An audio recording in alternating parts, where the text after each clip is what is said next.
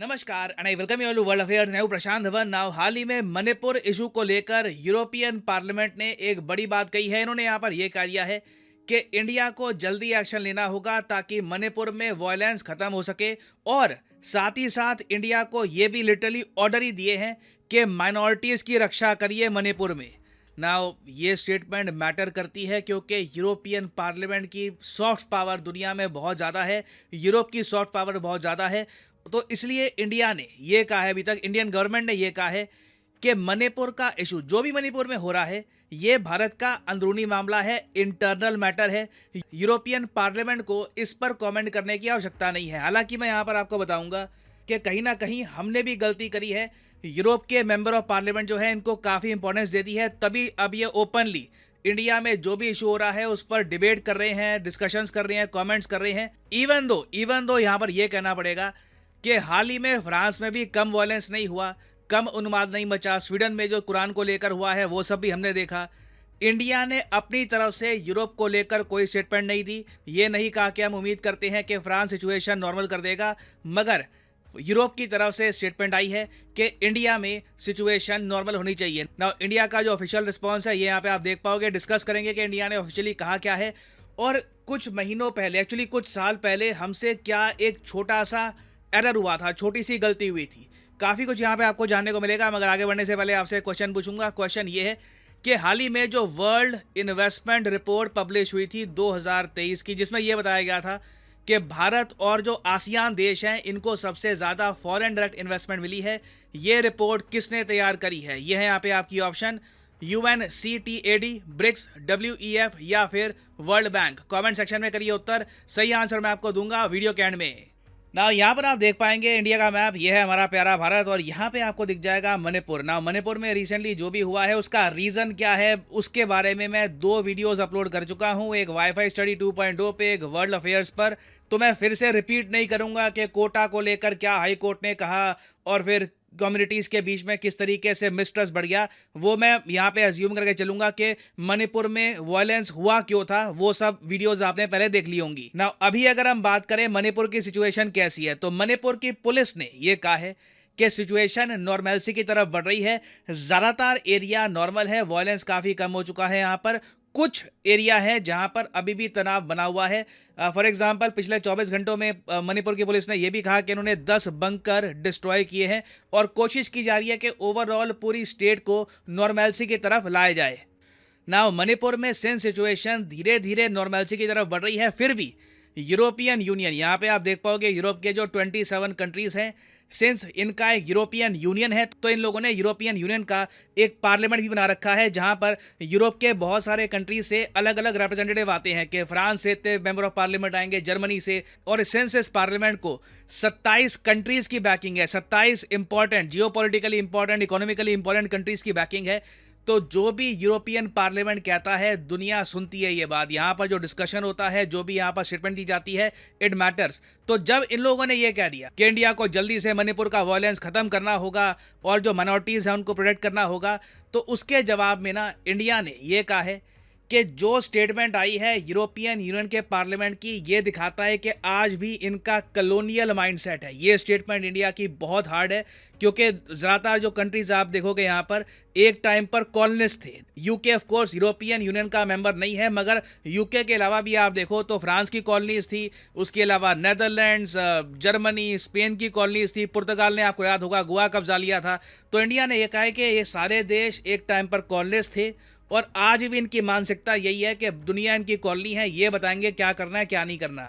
और यहाँ पे आप देख पाओगे ये है इंडिया की official statement. We have seen European Union held a discussion on the developments of Manipur and adopted a so called urgency resolution. अब वैसे थोड़ा मैं ये भी ऐड कर दूं, कई लोग ये पूछते हैं कि यूरोपियन पार्लियामेंट है कहाँ पर। देखिए ये 3 लोकेशंस में आपको मिलेगा, इनकी टोटल 27 बिल्डिंग्स हैं।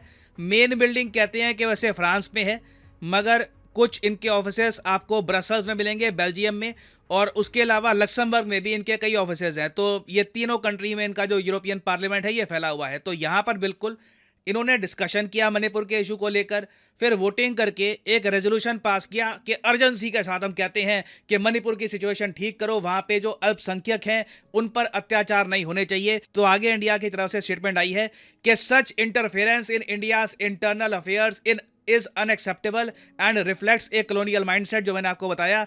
और आगे ये भी ऐड करते हैं कि Indian authorities at all levels, her level पर, including judiciary, are seized of the situation in Manipur and are taking steps to maintain peace and harmony, law and order। हमारे यहाँ जो तंत्र है, जो जुडिशरी है, सरकार हर तरफ से कोशिश कर रही है कि मणिपुर में सिचुएशन वापस नॉर्मलाइज हो जाए, लॉ एंड ऑर्डर वापस वहाँ पे कायम हो। और फाइनली इंडिया ने ये सही जवाब दिया है जो पहले ही हमको कहना चाहिए था। हमने यहाँ पर यह कहा है कि यूरोपियन यूनियन को हम एडवाइस देते हैं कि अपने इंटरनल मैटर्स पे ज़्यादा मतलब फोकस कर लो, जो बात भी सही है। जो आज के समय नेदरलैंड्स में सरकार गिर चुकी है, फ्रांस में जो दंगे हुए हैं, जो वायलेंस हुआ है, जो स्वीडन में इश्यूज़ हैं, उस पर ज़्यादा फोकस करोगे तो बेहतर रहेगा। तो इंडिया का रिस्पॉन्स काफ़ी अच्छा था, मगर ना एक प्रॉब्लम यहाँ पर ये आती है, 2021 में जो हमने किया था ना, वो थोड़ा सा कॉन्ट्राडिक्ट करता है हमारी स्टेटमेंट को। क्योंकि देखिए, हमें खुद की भी आलोचना करनी होगी, खुद के बारे में भी सेल्फ अवेयर रहना होगा, तभी हम इन द फ्यूचर ज़्यादा अच्छे निर्णय ले पाएंगे।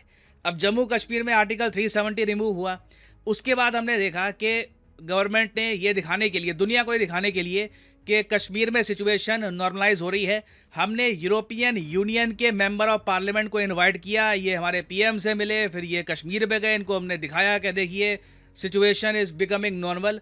ये हमने करके ना यूरोपियन पार्लियामेंट की इम्पोर्टेंस बहुत बढ़ा दी थी। हमने खुद ही ऑलमोस्ट कह लीजिए इनको ये एक अथॉरिटी दे दी कि आप बताओ कि सिचुएशन नॉर्मल है या नहीं है। तो ये हमें अवॉइड करना चाहिए फ्यूचर में। जो G20 का समिट की मीटिंग हुई रिसेंटली कश्मीर में, बहुत अच्छा निर्णय था। G20 अलग है, G20 की तरफ से ऐसी स्टेटमेंट्स मणिपुर को लेकर नहीं आएगी।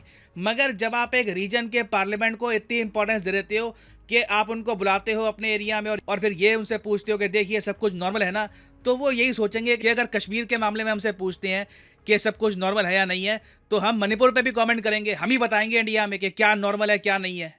नाउ फाइनली यहाँ पे मैं जानना चाहूँगा आपका ओपिनियन कि क्या यूरोपियन पार्लियामेंट को हमें इतनी इंपॉर्टेंस देनी चाहिए या नहीं। मैं जनरली जानना चाहूँगा। हो सकता है कि आप में से कुछ लोग कहे कि जी यहाँ पर कई कंट्रीज़ हैं, वहाँ पे डेमोक्रेसी बड़ी अच्छी प्रैक्टिस करते हैं, ह्यूमन राइट्स के बड़े अच्छे स्टैंडर्ड्स हैं, तो इनसे पूछने में कोई ख़राब बात भी नहीं है। तो आपके ओपिनियन हो सकते हैं, आपका ओपिनियन फॉर या अगेंस्ट हो सकता है।